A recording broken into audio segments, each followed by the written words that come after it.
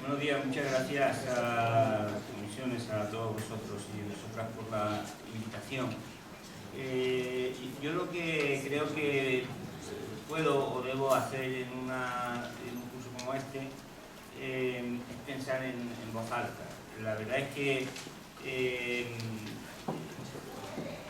a mí me viene magníficamente venir a estos sitios donde puedo hablar en confianza, porque más que dar revueltas a pensamientos que ya está consolidado, pues casi me sirve para verbalizar y para provocar. Yo creo que la realidad de nuestro tiempo es tan grave, tan comprometida, que requiere un esfuerzo muy grande por aquello que las izquierdas, aquella demanda que hacía el Che Guevara y que las izquierdas tan escasamente creo que han seguido, cuando decía hay que pensar con nuestra propia cabeza. Yo creo que esa es la tarea más importante que tenemos, poner nuestra cabeza, nuestra inteligencia a funcionar. Entonces, lo que yo voy a hacer es modestamente algunas reflexiones en voz alta, algunas provocaciones sobre cómo veo yo la situación del mundo y cuáles creo que son, digámoslo así, las líneas, los ejes estratégicos en los que habría que incidir a escala internacional, partiendo lógicamente de la base de que efectivamente vivimos en un mundo en el que los problemas están planteados a nivel mundial. Pero el hecho de que estén planteados a nivel mundial no significa precisamente que estén resolviéndose a nivel mundial como debiera ser. Porque vivimos también en una sociedad en donde las palabras se las lleva el viento y pareciera que se pueden poner sobre la mesa en nuestra boca conceptos que aparentemente lo significan todo, pero que en realidad los tocas y se desploman, porque están vacíos. Todo el mundo habla de globalización, todo el mundo nos dice que vivimos en un mundo en donde la tecnología ha creado ya la interconexión total, donde las redes sociales conforman un sujeto nuevo. Todo el mundo nos dice que la globalización es lo que ha permitido que la economía esté permanentemente interconectada, pero luego cuando vemos la realidad de las cosas, observamos que esas ideas, esos conceptos, como digo, le das así y por dentro resulta que están muy huecos. Por ejemplo, es verdad que era un dato del año 2000, habrá cambiado, no sé cómo está en la actualidad, pero en el año 2000 las Naciones Unidas decían que el 65% de la humanidad no había hecho nunca una llamada telefónica. Estamos hablando de globalización, de que las nuevas tecnologías nos envuelven a todos y sin embargo, pues entre la mitad o las 2/3 partes de la humanidad nunca ha hecho una llamada de teléfono. Estamos hablando de que vivimos en una economía global en donde los recursos nos dicen ya es que hay que concebirlos mundializadamente, y luego resulta que hay 2.700 millones de personas, 2.700 millones de personas, que se dice pronto, que no tienen acceso al agua potable, a suministro de saneamiento básico. Están hablando de globalización, de relaciones comerciales, de relaciones laborales a escala global, pero luego resulta que a escala global no se manifiesta la seguridad social, la protección al trabajo, el derecho laboral, y resulta que más del 40% de los trabajadores que hay en el mundo ganan menos de $2 al día y no tienen ni contrato ni ningún tipo de protección laboral. Más del 40% de los trabajadores que hay en el mundo, según la OIT. Quiero decir con esto, bueno, por no hablar de que nos dicen que vivimos en un mundo globalizado y luego resulta que diariamente hay miles de personas que se juegan la vida por pasar de México a Estados Unidos, donde eso sí hay un tratado de libre comercio en donde las mercancías y el dinero pueden circular libremente. Porque como decía Eduardo Galeano, vivimos en un mundo en donde el dinero tiene más, y las mercancías tienen más, pero sobre todo el dinero tiene más libertad que el ser humano. O sea, yo creo que es muy importante, por lo tanto, que aprendamos a, si me permitís la expresión, a despellejar los conceptos, a no dejarnos llevar por esa fuerza aparente que tienen los conceptos. Qué fácil es incluso hablar a muchos compañeros sindicalistas, gente de izquierda, que se les va la flexibilización, se ponen de moda palabras que nos arrastran sin pensar que estamos usando conceptos completamente vacíos. Por eso yo creo que es muy importante, como decía, pensar con nuestra propia cabeza, porque como diré al final, una gran parte del contenido de las respuestas que tiene la situación en la que vivimos depende de cómo seamos capaces de llegar a la gente, de trasladarle a la gente lo que tenemos en nuestra cabeza y también en nuestra alma, en nuestra epidermis, para poder hacer que se sumen a nuestra lucha. Así que yo creo que lo que hay que hacer es, hoy día, si tuviera que expresarlo de una manera sencilla, yo creo que hay que avanzar en dos sentidos. En uno, que es, lo explicaré ahora después, lo que yo llamo el sabotaje pacífico del poder antidemocrático de las finanzas y de los mercados. Hay que frenar la constante agresión que, como ahora después voy a comentar, están generando hoy día los nuevos centros de poder. Pero además de eso, y también después lo voy a comentar con un poquito más de detalle, yo creo que hay que avanzar hacia el desmantelamiento del modo de pensar que acompaña a esas formas de poder. Porque también creo que las izquierdas en muchas ocasiones no hemos sido conscientes de que no hay que avanzar solo en el ámbito de las políticas económicas, sino también en el espacio en el que los seres humanos convivimos de manera cotidiana, en el espacio personal, en el espacio en el que somos personas.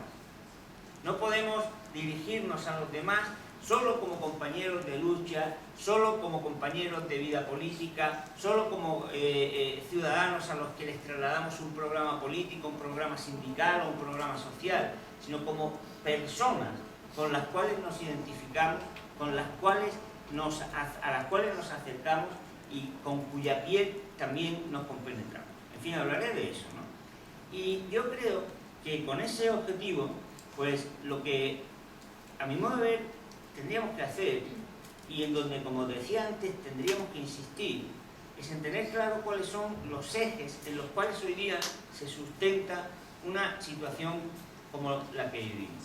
Y la situación en la que vivimos, como he dicho, es, por una parte, una globalización muy falsa, muy asimétrica, muy desigual, muy poco consistente, y también una situación de carencias extraordinarias. En nuestro mundo estamos alcanzando niveles de insatisfacción y niveles de frustración y sufrimiento humano realmente ya, yo creo, incompatibles con los mínimos requisitos éticos y morales de la convivencia social.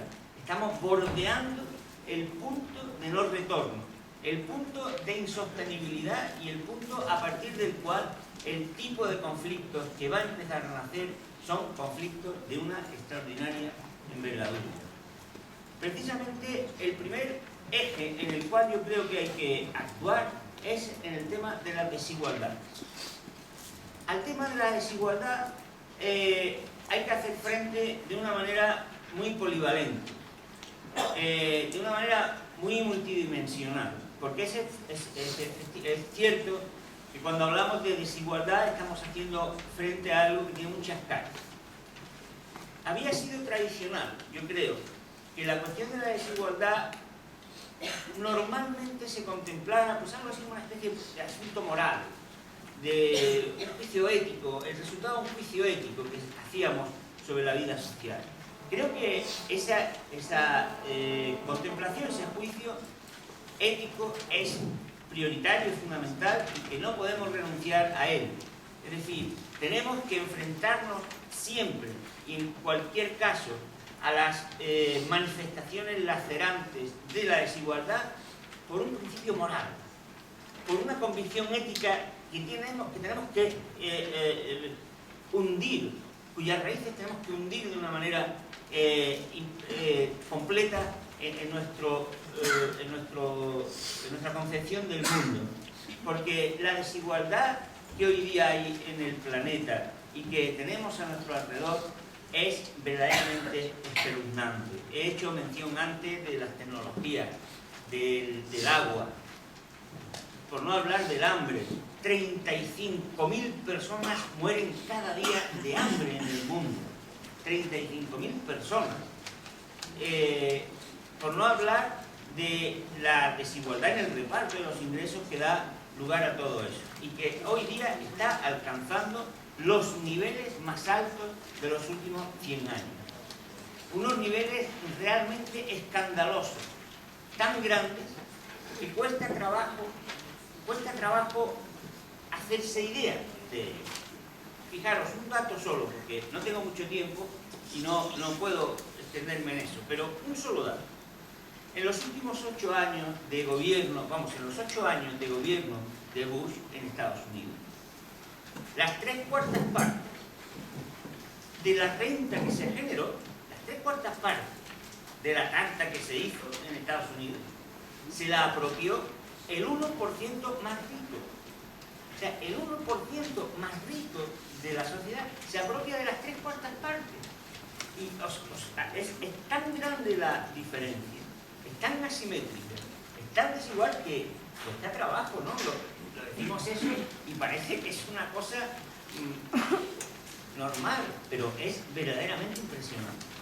Eso os da muestra de hasta qué punto están incrementándose las diferencias. No tengo tiempo, pero además yo creo que vosotros conocéis pues estos datos de cómo en los últimos años, por ejemplo, la diferencia entre el sueldo de los directivos y el sueldo medio de los trabajadores se ha multiplicado y ha crecido de una manera extraordinaria. Pues bien, ese es un frente al que no podemos renunciar. No avanzamos ni siquiera en algo en lo que en los últimos años se habían dado pasos importantes, que era la igualdad de género. La crisis, es decir, ha bastado con que haya una perturbación para que lo que se había avanzado se haya venido abajo, pero de una manera estrepitosa. En nuestro libro que hice sobre la situación de las mujeres y los hombres en la crisis financiera, con Lina Galvez, analizamos con detalle esto. Y no solamente es que se hayan venido abajo, ojo, es que es peor, es que se ha venido abajo la concepción de que había que darle prioridad. Porque incluso un gobierno aparentemente en vanguardia, o que en el mundo se le ponía en vanguardia de la política de igualdad de género, como era el español, en cuanto la crisis comenzó a dar señales de vida, de presencia, comenzó a dejar a un lado las cuestiones relativas a la igualdad de género. Y si ha sido eso en el ámbito de la igualdad de género, pues en los demás ámbitos exactamente igual. Por lo tanto, tenemos que un primer elemento que quisiera subrayar, que es el tema de las desigualdades. Y no hay que olvidar, en ese sentido, que las desigualdades son fundamentalmente el resultado de una desigualdad, en primer lugar, ubicada en los mercados. La desigualdad no es el resultado de la intervención del Estado o de las políticas redistributivas. La desigualdad es un resultado originario en los mercados, en las relaciones de intercambio que se llevan a cabo en los mercados. Y por lo tanto, ahí es donde principalmente hay que intervenir. Tenemos que conocer muy bien cómo se generan las desigualdades, porque no basta combatir las desigualdades con políticas redistributivas. Las políticas redistributivas pueden paliar la distribución desigual que se produce en los mercados, pero al fin y al cabo no estás tapando digámoslo así, el foco de la infección, el foco donde se ha producido la fuga, sino que estás aliviando, estás con un cubo sacando agua. Lo que hay que hacer es tapar el momento del desagüe, el punto del desagüe, y eso se produce en las relaciones en los mercados. Y esa extraordinaria desigualdad hoy día es la fuente de los problemas añadidos a los que voy a hacer ahora referencia. Porque la desigualdad es lo que pone en manos de una minoría extraordinariamente pequeña de la sociedad no solamente la capacidad económica, sino el poder político y social añadido que va consigo, que va siempre acompañando, lógicamente, a la capacidad económica. Por lo tanto, la lucha contra la desigualdad tiene que ser un frente primario y tenemos que hacer un esfuerzo para conocer con todo detalle las fuentes, las causas de esa desigualdad. Tenemos que esforzarnos para conocer en todos los ámbitos, en el ámbito internacional, en el ámbito nacional, en el ámbito local, en el ámbito de empresa, dónde están los factores que generan desigualdad. Y tenemos que apuntar hacia o contra la desigualdad, como he dicho, taponando todas las expresiones y todas las manifestaciones de insatisfacción, de frustración que lleva consigo. No solamente, por ejemplo, la cuestión monetaria, sino la cuestión del empoderamiento que lleva consigo el hecho de que las mujeres no se incorporen o no puedan incorporarse plenamente a los mercados de trabajo. No basta con facilitar la entrada de las mujeres a los mercados de trabajo, sino que hay que evitar que no haya corresponsabilidad en el trabajo doméstico. No basta con facilitar rentas de inserción a trabajadores sin empleo, sino que hay que lograr que sean auténticos ciudadanos o ciudadanas. Por lo tanto, hay que luchar de una manera multidimensional contra la igualdad. Porque, como digo, es la fuente de los grandes problemas que hoy tiene la economía mundial. Precisamente, es la fuente del que yo calificaría como el primer mal de la economía de nuestro tiempo y que constituye el segundo eje al que yo creo que hay que atender. Y me refiero al predominio extraordinario que ha alcanzado a tener el universo financiero. Yo creo que casi todos vosotros sabéis ya de esto y por lo tanto no voy a extenderme mucho. Lo que ha ocurrido es muy sencillo de entender. Precisamente la desigualdad tan grande ha puesto en manos de una parte pequeña de la población mundial una cantidad enorme de recursos. Todo el mundo sabe que los trabajadores, por regla general, consumen todo el ingreso que reciben. Es lógico, tienen salarios normalmente de subsistencia, salarios bajos y normalmente no ahorran. Y el ahorro que haya es sencillamente pues, para anticipar, o sea, para retrasar el consumo. La mayoría del sueldo de los trabajadores se va al consumo. Y si no va al consumo inmediato, insisto, pues va al consumo más o menos diferido. Pero ¿qué cantidad de trabajadores, qué porcentaje de trabajadores se dedica a hacer inversiones financieras? Lógicamente, muy escaso. En un país como el nuestro, en donde el salario medio está en 1.100, 1.200 euros, ¿qué familia, qué persona puede dedicarse a invertir en bolsa al final? Por lo tanto, es la concentración tan extraordinaria de la riqueza en una minoría muy exigua la que pone en manos de esa minoría una capacidad de ahorro extraordinaria. ¿Y cuál ha sido el problema? Pues que las transformaciones que se han dado en los últimos años han hecho que los mercados financieros se hayan convertido en un espacio en donde la ganancia es mucho más rápida y mucho mayor que en el ámbito productivo. Es fácil de entender. Mirad, ¿sabéis cuánto se tarda en un mercado financiero hoy día en invertir 1.000 millones de euros? Imaginar, 1.000 millones de euros. Pues 4 segundos. Claro, a esa rapidez, pues, ¿quién va a dedicar el dinero a abrir un negocio, a contratar trabajadores, a buscar clientes, a vender, a tratar de recuperar la inversión. Es mucho más rentable invertir a través de fondos financieros en los mercados especulativos. Mucho más rápido, y aunque las tasas de beneficio incluso fueran más cortas, pues lógicamente se puede tener mucho más.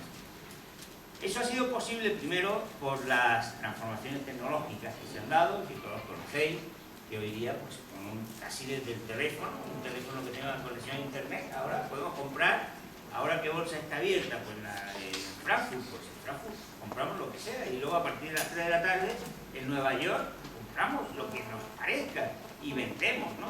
Y cuando cierren en Nueva York, pues compramos en San Francisco, y por la noche pues no hay problema, porque hay preparadas en el Pacífico una serie de islas para que, por supuesto, los especuladores internacionales no tengan que parar a lo largo del día unos minutos o unas horas sin estar ganando dinero, porque comprenderéis que eso les podría provocar una muerte súbita, ¿no? Y así constantemente, a lo largo del día, las 24 horas, todos los minutos, todos los segundos, incluso a través de algoritmos matemáticos que ni siquiera requieren la intervención de las personas, el capital está jugando, creando valor a base de papeles, a base de inversión financiera, como sabéis perfectamente, y proporcionando miles y miles y miles de millones de beneficios que no van para nada al ámbito productivo, a la creación de empleo y de riqueza. El problema de eso ya lo conocéis perfectamente. Es un problema que comporta, en primer lugar, naturalmente, que el dinero, los recursos financieros que podrían ir a la actividad productiva no van a la actividad productiva, van a la actividad financiera, y lógicamente la actividad productiva se resiente.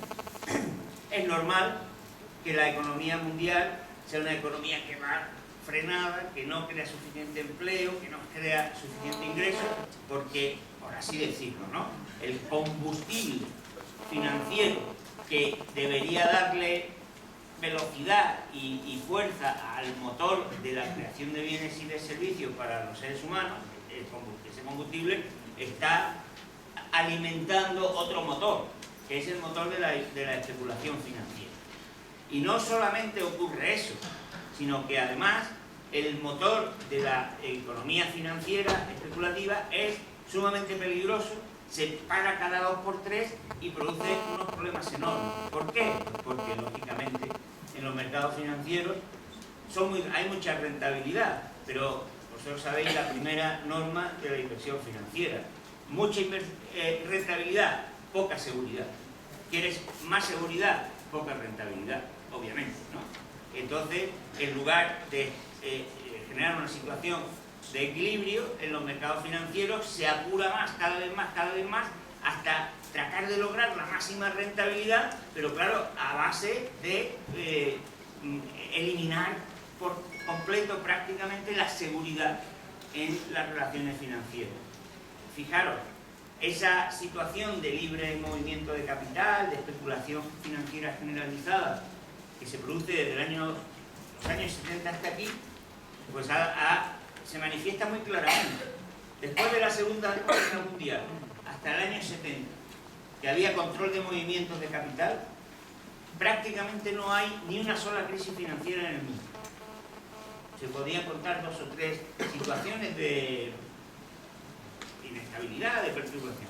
Pero desde el año 70 hasta aquí hay más de 130 crisis financieras, según el Banco Mundial. ¿Por qué? Pues porque lo que ha ocurrido en esta última época es que se ha abierto la vía a que la economía se financiarice, que gire en torno hacia ese tipo de actividades sumamente peligrosas.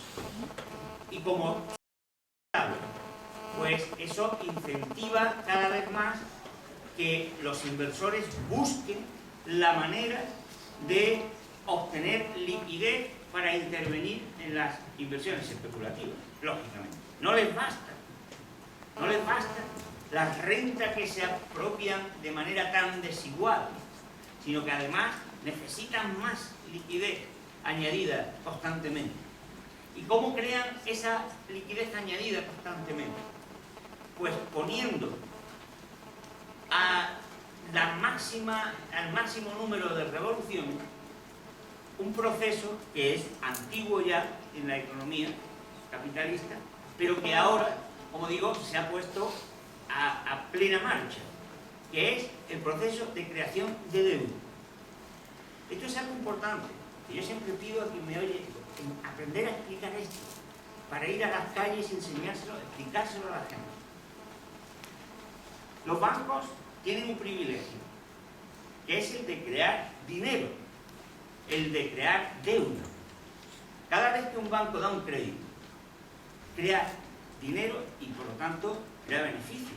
Es muy fácil, vosotros sabéis que si un amigo me pide 20 euros, si yo le doy 20 euros, supongamos que yo tenga 100 euros, si le doy 20, en la economía sigue habiendo el mismo dinero que antes, solamente que ahora yo tengo 80 en mi bolsillo y 20 los tiene mi amigo. Si ahora viene un banquero y me convence para que yo deposite mis 100 euros en su banco, deposito el dinero en su banco, los 100 euros están en depósito. El banco lo que va a hacer es mantener solo una parte de ese dinero que yo he depositado por si yo voy a retirar el dinero, y con el resto lo que va a hacer es buscar a alguien para prestarse. Hoy día, cuando yo era estudiante, por ejemplo, esa parte que el banco se conservaba, que se llama el coeficiente de reserva o de caja, era el 30%.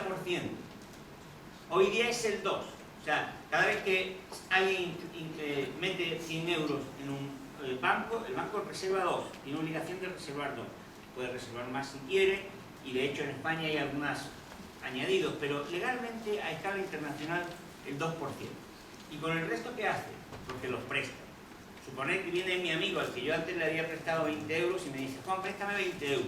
Y le digo, claro, le tengo que decir: pues mira, lo siento, porque yo ingresé, es que lo tengo el dinero en el banco, no puedo. Ve al banco a ver si te presta. Entonces, si va al banco ese amigo y le pide un préstamo, el banco efectivamente, ¿cómo actúa? Pues dice: a ver, yo a Juan le estoy pagando por su depósito del 3%. Si yo a este le presto el dinero, los 20 euros que me pide, al 5%, pues gano 2 puntos. Ese es el negocio bancario, claro. Es así de sencillo. A mí me paga menos por depositar y le cobra más al que le da el crédito. Pero no basta con eso, no está solo ahí el beneficio. Porque, fijaros, en el momento en el que el banco le da 20 euros a mi amigo, ¿qué cantidad de dinero hay en la economía?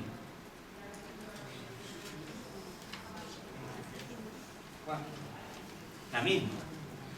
¿La misma? Vamos a hacer las cuentas. ¿Yo cuánto tengo? Yo tengo 100, yo tengo un talonario y me puedo gastar 100. ¿Y mi amigo cuánto tiene? 20 en la mano. Luego entonces hay 120. ¿Cosa de magia? No. Es que el banco ha creado dinero. ¿Por qué nos confundimos? ¿Por qué estáis diciendo este tipo que dice? Pues porque normalmente pensamos en el dinero como los billetes y las monedas. Eso es el dinero legal, el que crea el Estado. Efectivamente, después de haberle dado el préstamo de 20 a mi amigo, sigue habiendo 100. En dinero legal sí hay 100. Pero ¿qué ha ocurrido? Fijaros, que al darle el banco el crédito de 20 a mi amigo, ha creado dinero. Pero claro, no dinero legal, ha creado el llamado dinero bancario, porque ha creado una capacidad de pago. Pues ese dinero bancario, ese dinero que nace de la deuda, por eso se dice a menudo el dinero es deuda, el dinero bancario es deuda. ¿Por qué? Porque nace cuando se crea la deuda. ¿Veis? Ese dinero bancario que crean los bancos, que se llama así porque crean los bancos, es lo que le proporciona al banco beneficio económico, como acabamos de ver, pero también beneficio político, porque no olvidemos una cosa, que cuando hablamos de dinero estamos hablando de poder, porque nos dicen constantemente: no, el dinero eso del Banco Central, eso es una cosa de los técnicos. ¿Cuántas veces no habéis oído eso? Pero quien tiene dinero tiene poder. Quien tiene dinero tiene la capacidad de decidir y de satisfacerse, el poder de decidir y de satisfacerse. Por lo tanto, es lo que obtiene el banco cuando da un crédito. Pues bien, ¿qué ocurre? Que como la capacidad de ganar dinero en los mercados financieros es tan grande como yo os acabo de señalar. Es decir, si poniendo un negocio normal y corriente puede llegar a ganar el 4% después de un año y medio de dejarte la piel allí, o de estar luchando con trabajadores cada 2 por 3 que están montándote un lío, si en lugar de un 3 o un 4% al año y medio puede ganar el 12% en unas horas o en minutos, comprenderéis que el dinero donde se va es a esa especulación financiera. Y como es tan rentable, los bancos, que son los que deciden dónde va el dinero, el ahorro, lo que hacen es tratar de encontrar cada vez más liquidez, más dinero, para engrosar el motor, como digo, de la especulación financiera. ¿Y cómo crean dinero los bancos? ¿De dónde sacan el dinero los bancos? De la deuda. Es muy importante que entendáis esto y que lo expliquéis, porque es como lo que está ocurriendo constantemente. Es que son los bancos, los banqueros y los defensores de la banca los que dicen que hay que poner fin a la deuda, que la deuda es muy peligrosa, y es una trampa mortal, porque ellos son los que se benefician de la deuda. ¿Por qué dicen que la deuda es muy peligrosa? Para imponer políticas de austeridad con la excusa de la deuda, que son las que crean la deuda. ¿Qué es lo que crea vuestra deuda? ¿Por qué la gente y las familias están endeudadas? Porque tienen bajos salarios, porque hay políticas de austeridad, porque hay políticas, como yo decía antes, de freno, y entonces la gente se tiene que endeudar, las empresas se tienen que endeudar, y los bancos se aprovechan de esa deuda. Entonces lo que hay que hacer es acabar con el privilegio que supone la creación de dinero bancario. Ese es un cambio de copernicano al que hay que avanzar, hacia el que hay que avanzar, y que es la principal derivación que tenemos que sacar de la situación en la que hoy día funciona la economía internacional. Tenemos que entender perfectamente eso, tenemos que hacer un esfuerzo gigantesco para explicárselo a la gente, y tenemos que ser conscientes de que gran parte, por no decir todos los males que hoy tiene la economía mundial y la sociedad mundial, proceden de ese privilegio que tienen los bancos de crear dinero a través de la deuda. Es verdad, me podríais decir, pero si eso lo tienen de hace 2 siglos, sí, lo tienen desde hace 2 siglos, pero también es verdad que era un privilegio que se orientaba hacia la financiación de la actividad comercial, de la actividad empresarial, de la actividad productiva, y que se mantenía en unos niveles de rentabilidad un poco más altos que el nivel común de la actividad económica, pero no mucho más. Pero en estos momentos el problema es que eso ha degenerado y ha producido pues, una especie de cáncer que hay que combatir. Por lo tanto, ese es el segundo eje al que yo quería referirme. La financiarización, la conversión de la economía en una economía que podemos decir de casino, en donde la actividad principal es la especulación financiera y, ojo, lo más importante, los mecanismos que alimentan eso, que son el privilegio de la creación de dinero, como acabo de decir, la inexistencia de reglas, es decir, que en el mercado financiero se puede hacer lo que sea, se puede hacer cualquier cosa, se puede comprar y vender a través de internet sin que te pidan ni un carnet de identidad ni nada. Te puede ser que vayas el dinero a un sitio a otro sin que nadie te pregunte nada. Se puede financiar a donde quieras. Se puede ir a los paraísos fiscales donde quieras. Claro, eso es lo que alimenta eso. Por lo tanto, hay que actuar en esa línea. En tercer lugar, y voy a ir ya más rápido porque quiero dejar luego tiempo para que tengamos un diálogo. Una de las grandes consecuencias de estas dos primeras cuestiones que acabo de mencionar, la desigualdad y la especulación financiera generalizada, es, como he dicho, que se ha deteriorado extraordinariamente las fuentes de creación de ingresos, que normalmente provienen en una economía capitalista de la participación en los mercados, de los sujetos económicos. Y de una manera especial, lo que se ha deteriorado es el comercio internacional. Por lo tanto, me gustaría, aunque sea también muy rápidamente, mencionar que hay otro tercer eje de intervención a nivel internacional que hoy día reclama una atención constante. y que es el comercio internacional, porque al fin y al cabo las posibilidades de generación de ingresos de los países, de las personas, de las empresas, provienen de su posibilidad de intervenir o no en esas relaciones comerciales. Y lo que está ocurriendo hoy con el comercio internacional, no me puedo extender ni mucho menos sobre esto, yo creo que es una de las más grandes manifestaciones de la hipocresía, del cinismo y de la criminalidad con la que se organiza la economía y la sociedad de nuestra época. Si oímos a cualquier político, digamos, de los poderes dominantes, a cualquier economista neoliberal, y desgraciadamente a muchos de los que también están en las izquierdas, políticas y sindicales, a los periodistas, en fin, a cualquier esquina, lo que oiréis será un discurso. Hay que favorecer el libre cambio, hay que favorecer la libertad de movimientos de comerciales, lo que hace falta es que las economías se abran, y luego vamos a la realidad. ¿Y qué ocurre?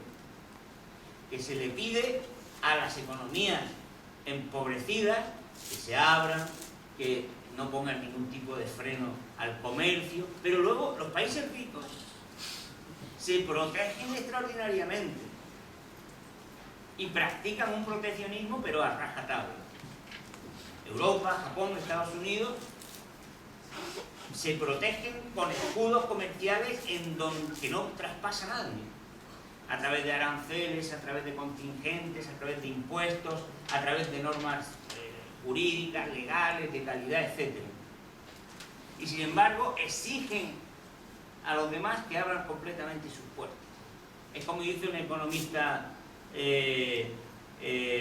francés, dice, el discurso que hacen es como el del lobo, que cuando se mete en el gallinero dice, libre cambio, aquí libertad, aquí fuera puertas, aquí fuera redes, fuera vallas, esto es libertad. Claro, se ha metido en el gallinero y se va a comer a todas las gallinas.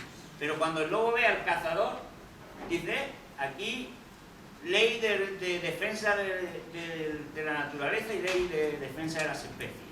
No, hay que ser coherente, hay que mantener el mismo criterio para todos. Y hoy día hemos de ser conscientes de que el discurso de la libertad de cambio, del libre cambio, primero es falso, porque no hay evidencia empírica ninguna, ni posibilidad teórica de demostrar que la libertad de cambio sea más favorable que el proteccionismo, salvo que hubiera unas condiciones de mercado, de competencia perfecta y demás, que no voy a ahora comentar, pero que está en cualquier libro de introducción a la economía, que es imposible que se den en la realidad. No es verdad que un régimen de libertad de cambio sea más favorable a las naciones.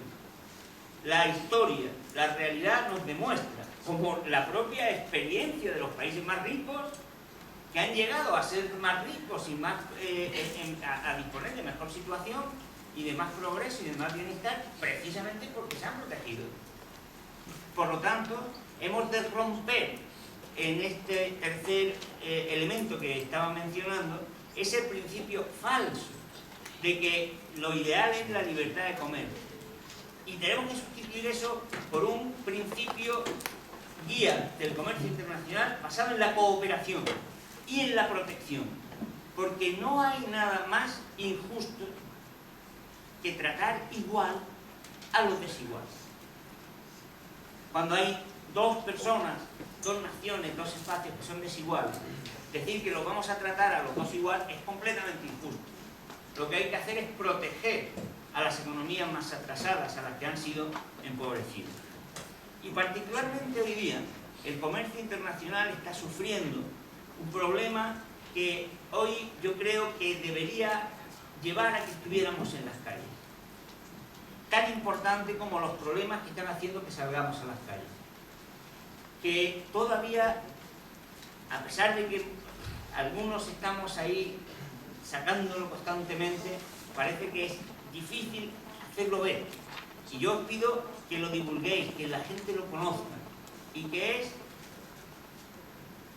la invasión, por así decirlo, por decirlo de una manera gráfica y clara en pocas palabras, la invasión de los mercados comerciales por los financieros.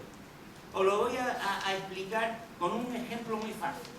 Y además que lo podéis ver esta tarde cuando lleguéis a vuestras casas, o alguien ahí veo que tiene internet, pues a lo mejor si tienes internet puedes poner en Google Caixa, depósito 100% natural. Si lo tienes, pues búscalo en Google. Y veréis, al ponerlo en Google, de Caixa, depósito 100% natural. ¿Qué es un depósito 100% natural para la Caixa? Pues un depósito donde a partir de 1.000 euros, para que cualquier persona, un poquito de dinerillo, tampoco hace falta ser millonario, ¿no?, para tener 1.000 euros, pues por 1.000 euros solo ya puedes hacer un depósito en la Caixa que se va a dedicar ¿a qué? Pues se va a dedicar a invertir apostando a que suben los precios de determinados productos. O sea, es como antes cuando tú comprabas una casa, una vivienda, pero no para irte a vivir, sino porque decías, me compro esta casa porque si sube mañana el precio, mañana la vendo y he ganado dinero. O sea, tú no te comprabas la casa para irte a vivir, o lo hacía la gente, sino para ganar especulando. Pues bien, el depósito 100% natural es que ese dinero va, ¿por qué le llaman natural? Porque son materias primas naturales. Cereal, arroz, trigo, claro, ¿qué más natural que matar a la gente de hambre? Porque esa apuesta a que suban los precios, ¿qué efecto tiene? Para el inversor muy bueno, porque hoy compro a 10 y mañana está a 12, pues ya es como lo estás vendiendo tú mismo, tú ganas dinero. Es tan segura que ganas dinero que si entráis ahí en la página donde está la propaganda del depósito, veréis que está asegurada que por lo menos te devuelven el dinero. O sea, está asegurada la rentabilidad. Porque es jugar sobre seguros. Claro, es que el inversor gana siempre. ¿Quién pierde? Pierde la gente que come. Porque tiene que comprar los productos cada vez más caros. Eso se llama un crimen. Y yo os pido que entendáis esto, que lo divulguéis. Que en la economía mundial se está produciendo diariamente un crimen. Es un crimen que mata de hambre a la gente. Y no son pocos. 35.000 personas mueren de hambre al día. Es verdad que no todo eso es como resultado de la especulación financiera, naturalmente que sí. Pero desde luego que la especulación financiera tiene una extraordinaria influencia en esas muertes de hambre. Y se hace porque se mezcla esa lógica de lo financiero con la lógica de la satisfacción.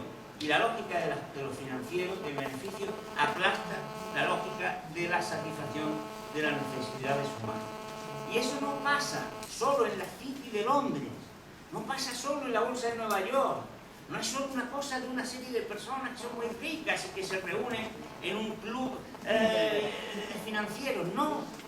Ocurre en cada sucursal bancaria de nuestras calles. Ocurre con el dinero que vosotros tengáis, por poco que sea, en un banco. Ocurre con el ahorro de la gente más modesta incluso, que no es consciente de que su dinero está matando a la gente. Y lo que está sucediendo en el mundo, en estos ámbitos en los que acabo de señalar, es que todavía no estamos siendo conscientes, ni moralmente ni en la práctica, de que estamos dando la espalda a un auténtico delito económico contra la humanidad. Es decir, si hay un dictador que mañana tira una bomba o 20 bombas y mata a 20.000 personas, los tribunales internacionales reclamarían juzgarlo como un autor de un delito contra la humanidad. Pero, sin embargo, si un banco y un fondo de inversión está especulando en los mercados financieros, está subiendo el precio artificialmente de los alimentos de miles de personas, y esos miles de personas mueren de hambre, no nos pasa nada. No creemos que está ocurriendo nada. No reaccionamos. No nos parece que eso sea algo condenable. Como hace 40 años o 30 y tantos años, parecía normal que una mujer, para trabajar, tuviera que pedirle permiso al marido, o para firmar, que no pudiera firmar un cheque. ¿Os imagináis vosotras que hoy día tuvierais que ir a trabajar y tuvierais que pedirle permiso a vuestro marido o a vuestro padre, o para firmar un cheque, o que no pudierais salir de viaje sin autorización de vuestro marido o de vuestro padre, o que no pudierais hacer una empresa porque tendríais que tener la autorización. Eso no estoy hablando del siglo XIX, estoy hablando de la época de mi madre, hace no tanto. Y parecía normal, hasta que se rompió y se dijo, esto no, con la lucha de muchas mujeres y el sufrimiento de muchas personas, también de hombres. Pues sin embargo hoy estamos dando la espalda al hecho evidente de que la economía mundial se ha convertido en una economía criminal. Digámoslo claro, porque si no lo decimos nosotros claro, nadie lo va a oír. No va a ser el botín el que lo diga, no va a ser la televisión el que lo diga. Tenemos que ser nosotros y tenemos que explicárselo a la gente para que la gente entienda que está matándose a la gente con su dinero, con ese funcionamiento de la banca. Y cuando vean eso, la gente actuará y la gente reaccionará. Pero claro, tenemos que hacer el esfuerzo de transmitirlo a la gente. Añadido a estos tres elementos, que me parece que son los fundamentales, habría que hablar de otros más. Lo que pasa es que ya voy a terminar porque si no me vais a echar a gorrazos. Por ejemplo, no es posible que existiendo una economía, como nos dicen, que funcione a nivel global, no haya impuestos a nivel global. Bueno, es que ya no quieren que haya impuestos ni a nivel local. Pero hay que reclamar eso. Hay que reclamar eso porque no hay un instrumento más eficaz y más equitativo para lograr que la economía progrese que los impuestos. Y tenemos que reclamar impuestos y una justicia fiscal global. Es algo al que, en fin, no diré yo que hayamos renunciado, porque no es verdad, pero sí me atrevería a decir que hemos callado demasiado. Nosotros estamos siendo bastante silenciosos frente a la campaña constante y agresiva de las derechas y de los poderes financieros para, iba a decir criminalizar, para demonizar a los impuestos. Y no podemos callar ni un minuto. Por lo tanto, ese es otro elemento. Otro frente, ya simplemente lo menciono, el frente del trabajo. Bueno, yo creo que ahí vosotros tenéis más experiencia seguramente que yo, pero simplemente diré una cosa. No puede avanzarse en la mejora de la lucha contra el desempleo, si no es actuando en los tiempos de trabajo. Es la única idea, pues no tengo tiempo, que quisiera dejar aquí echada. No vale pensar que el desempleo se resuelve solo en los mercados de trabajo. Hay que actuar en los mercados globales, en los mercados de bienes y de servicios, y además hay que intervenir en la reducción del tiempo de trabajo. Y hay que desmercantilizar el trabajo. Nosotros podemos pensar en cuestiones de empleo y de trabajo en un lapso temporal de 1 año, de 2, de 3, de 5, de 10, o podemos tener la inteligencia de pensar en lo que hay que pensar, que es en el cambio de paradigma, en el cambio de civilización, en el cambio de orden laboral mundial. Y eso consiste en desvincular el empleo a la lógica del beneficio. No puede ser que los empleos, la creación de empleo, dependan de la creación de la obtención de beneficios, que es lo que hoy día está ocurriendo. ¿Cómo actúan las empresas? Las empresas se marcan un nivel de rentabilidad. Yo produzco, yo intervengo en los mercados y gano esto. Y para ganar esto necesito esta plantilla. Ese es el ajuste de las empresas. ¿Por qué entonces Telefónica ahora quiere hacer lo que quiere hacer? Así actúan todas. Bueno, pues eso es lo que hay que cambiar. Romper esa secuencia dramática y letal para todos entre beneficio y empleo. Después, otro elemento, el tema de la coordinación global. Hoy día es inconcebible que avancemos hacia el bienestar de nuestro planeta si no hay gobierno mundial. Tenemos que reclamar un gobierno mundial. Tenemos que reclamar una coordinación democrática y efectiva de las políticas económicas a nivel global, que no significa naturalmente, que no significa naturalmente que se renuncie a intervenir en el ámbito local. Y por último, he mencionado muy deprisa estos elementos, estos frentes, que tienen que ver, obviamente, con temas de economía, de política económica, de mercados, de resolución, digámoslo así, de la base estructural de la vida económica. Pero solo unas palabras para subrayar que la vida social y la vida económica no depende solo de las condiciones económicas. Es fundamental los valores que mueven a los individuos, los incentivos que tenemos los individuos. Que es fundamental el anillo de principios, de ideas, de creencias, de sentimientos, de sensaciones que tenemos los seres humanos. Y yo creo, como decía antes, que en gran parte las izquierdas hemos dejado, cuando digo las izquierdas, entendedme bien, en el ámbito no solo político, sino sindical, social, y refiriéndome de una manera muy amplia, ¿no?, a todos los movimientos que de alguna manera aspiran a transformar la sociedad capitalista. Yo creo que en gran parte hemos fracasado, porque no hemos sido capaces, como decía al principio, de trasladar nuestros proyectos de cambio social a la epidermis de la gente. Porque no hemos sido capaces de actuar como personas a la hora de transmitir nuestros proyectos, nuestras propuestas.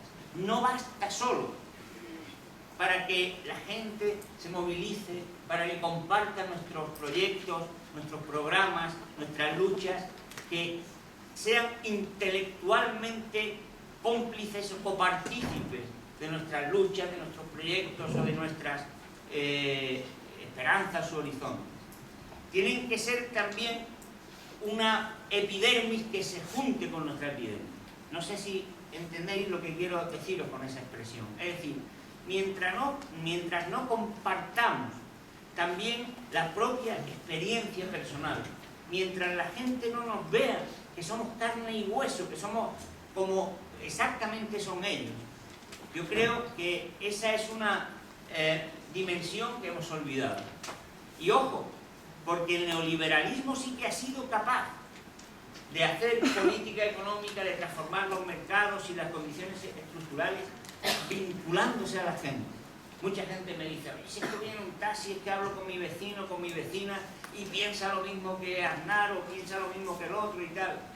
Porque han sido capaces de generar esa interpenetración. Y yo creo que hemos renunciado a hacer políticas o a transmitir las políticas mediando con los demás. Y eso se traduce en nuestra falta de fraternidad, por ejemplo. Nos hemos quedado con los dos primeros lemas de la Revolución Francesa: libertad, igualdad. Claro, nadie pone en duda que esos son valores o ideas, banderas republicanas a las que nadie rechaza, Pero, ¿y por qué no hablamos también de fraternidad? Libertad, igualdad y fraternidad. En el sentido republicano y en el único que tiene la palabra, de hermandad con el otro y con la otra. Entonces yo terminaría haciendo una llamada para que penséis cotidianamente que no solo basta con transmitir, digamos, intelectualmente, cerebralmente, nuestras ideas y nuestros proyectos, sino que tenemos que hacerlo humanamente. Humanamente significa identificándonos con las personas, pegándonos a ellas. Y eso significa que también tenemos que hablar de sensaciones, que tenemos que hablar de sentimientos, que tenemos que poner nuestra alma al desnudo con la gente que tenemos a nuestro alrededor. Y yo quisiera entonces terminar con esa idea que a mí me parece fundamental para entender también por qué en los últimos años, a pesar de que el mundo ha estado como está, y a pesar de que intelectualmente vemos de una manera tan clara, y la gente incluso ve de una manera tan clara las barbaridades que pasan, sin embargo la gente no reacciona. No reacciona porque su epidermis está en otro sitio. Ha sido secuestrada su epidemia. Y ha sido secuestrada, pues sí, efectivamente, a través de la televisión, de los grandes medios de comunicación. Nosotros no tenemos esos medios de comunicación, pero tenemos un instrumento aún mucho más poderoso, y al que yo me atrevería a decir que en gran parte también hemos sido tontos en renunciar. Y ese instrumento se llama lengua, se llama boca a boca. Y eso es lo que hay que utilizar para pegarse a la gente, para hablar con la gente, para llegar a la gente. No podemos entrar en las viviendas de la gente por la televisión. Entremos por las puertas. Entremos por las puertas y hablemos con ellas. Y contémosle lo que está pasando. Y por qué está pasando lo que está pasando. Y cómo le está afectando lo que hoy día ocurre en el mundo. Y quizás, cuando recobremos la capacidad de hablar, de empatizar, como dicen en los países del Caribe, de una expresión que a mí me gusta mucho, ¿no? De empatarnos con la gente. Cuando seamos capaces de pegarnos a ella, quizás entonces las cosas empiezan a cambiar. Y mientras no seamos capaces de ello, posiblemente seguiremos siendo simplemente predicadores en el desierto. Y nada, muchas gracias.